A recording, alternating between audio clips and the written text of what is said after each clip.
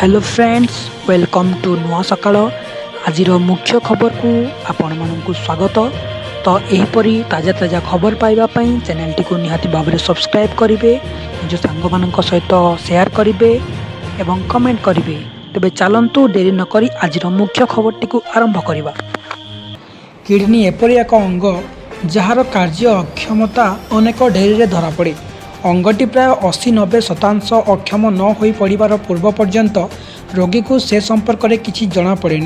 पुणी अनेक क्षेत्र में गोटे किडनी कार्यरहित हो पड़ते अन्य किडनीटी संतोषजनक भाव में कार्य कर चलुवर किडनी असुस्थता विषय में कौन सूचना न मिलवा किसी अस्वाभाविक नुहे। दुईटी जाक किडनी सुस्थ भाव में काम कर चलता बेले विभिन्न कारणवशतः यह हठात अकामी हो पड़े। एपरी अवस्था को कहुए आक्यूट रेनाल फेल्युअर बा ARF। किडनी मध्य दे यथेष्ट रक्त प्रभावित हो न पारिबा जोगु यार अक्षमता अपुजे।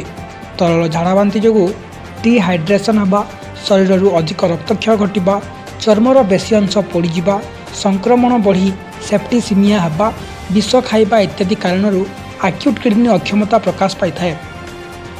परिस्रार परिमाण कमिजिबा, आउ उठिबा, बांति हेबा, भोक मरीजिबा, दुर्बलता अनुभव करिबा, निदुलिया लगिबा, श्वास कष्ट हेबा, पाद फुलिबा आदि एहार केतोटी साधारण लक्षण।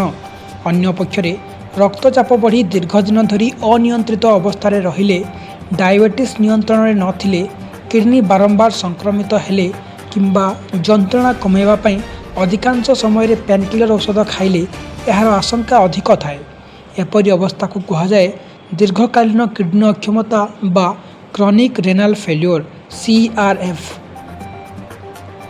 एभली गुरुत्वपूर्ण खबर जानापी आम चैनल टी को निहाती भाव में सब्सक्राइब करूँ, शेयर करूँ एवं जहाद्वारा कि आगामी वीडियो आपण मान पाखे खूब शीघ्र पहुँची पार। वीडियो टी को देखिथारु धन्यवाद।